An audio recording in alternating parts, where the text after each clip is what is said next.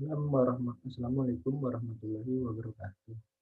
Dan salam sejahtera bagi kita semua. Pada kesempatan kali ini kami akan menyampaikan materi presentasi dari tugas kelompok pengantar manajemen yang berjudul komunikasi. Perkenalkan, nama saya Didi Angga Priambodo dan saya ditemani oleh teman-teman saya yang bernama Rini Permatasari, Hirza Huzaimatul Aswad, Widya Astuti Wulandari. Oke, langsung saja kita ke inti materinya.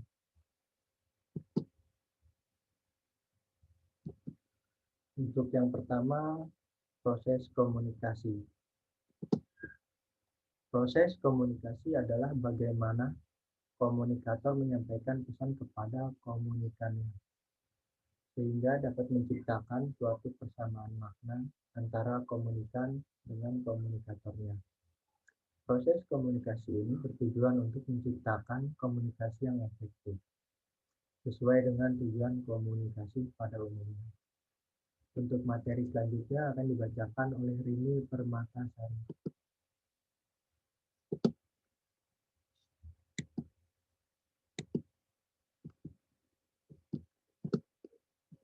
Untuk ini saya persilakan. Bentuk-bentuk komunikasi yang pertama adalah komunikasi dengan diri sendiri. Bentuk komunikasi dengan diri sendiri adalah proses komunikasi yang terjadi dalam diri individu, atau dengan kata lain, proses berkomunikasi dengan diri sendiri. Terjadinya proses di sini karena adanya seseorang yang memberi arti terhadap suatu objek yang diamatinya atau terbesit dalam pikirannya. Objek dalam hal ini bisa saja dalam bentuk benda, kejadian alam, peristiwa, dan pengalaman. Yang kedua, bentuk komunikasi antar pribadi. Bentuk komunikasi antar pribadi yaitu proses pengiriman dan penerimaan pesan-pesan antara dua orang atau sekelompok kecil orang-orang dengan memberi efek dan beberapa umpan balik. Contohnya adalah dua orang seperti suami istri yang sedang bercakap-cakap atau dua orang dalam suatu pertemuan. Secara teoritis, komunikasi antar pribadi diklasifikasikan menjadi dua jenis menurut sifatnya, yaitu komunikasi diadik, yaitu komunikasi antar pribadi yang berlangsung antara dua orang secara tatap muka, misalnya dialog atau wawancara.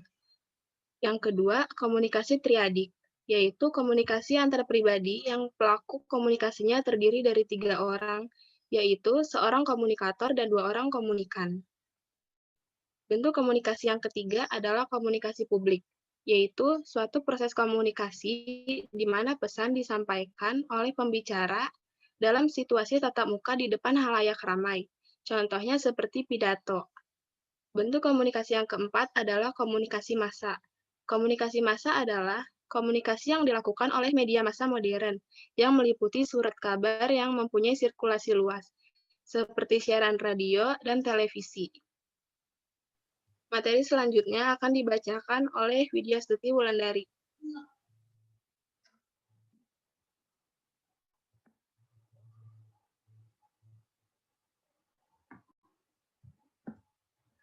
Komunikasi dalam organisasi. Komunikasi organisasi merupakan bentuk pertukaran pesan antara unit-unit komunikasi yang berada dalam organisasi tertentu. Organisasi sendiri terdiri dari unit-unit komunikasi dalam hubungan hierarkis antara yang satu dengan yang lainnya dan berfungsi dalam suatu lingkungan. Komunikasi organisasi melibatkan manusia sebagai subjek yang terlibat dalam proses menerima, menafsirkan, dan bertindak atas informasi. Teori selanjutnya akan dibacakan oleh Hilza.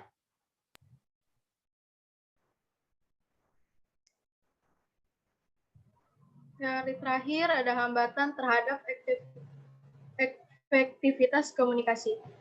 Hambatan komunikasi sendiri ini diartikan segala sesuatu yang menghalangi atau mengganggu tercapainya komunikasi yang efektif.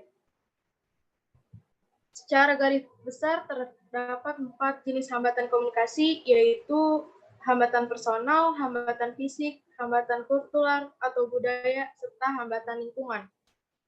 Yang pertama ada hambatan personal. Hambatan personal merupakan hambatan yang terjadi pada peserta komunikasi, baik komunikator maupun komunikan. Hambatan personal dalam komunikasi meliputi sikap, emosi, prasangka, dan lain-lain. Yang kedua ada hambatan kultural atau budaya. Komunikasi yang kita lakukan dengan orang lain memiliki kebudayaan dan latar belakang yang berbeda. Mengandung arti bahwa kita harus memahami perbedaan dalam hal nilai-nilai kepercayaan dan sikap yang dipegang oleh orang lain. Hambatan juga dapat terjadi ketika kita menggunakan tingkat berbahasa yang tidak sesuai atau ketika kita menggunakan jargon atau bahasa slang atau forkem atau alay yang tidak dipahami oleh satu atau lebih orang yang diajak berkomunikasi. Yang ketiga ada hambatan fisik. Hambatan fisik adalah beberapa gangguan fisik dapat mempengaruhi efektivitas komunikasi. Hambatan fisik komunikasi mencakup panggilan telepon, jarak antar individu, dan radio. Hambatan fisik ini pada umumnya dapat diatasi.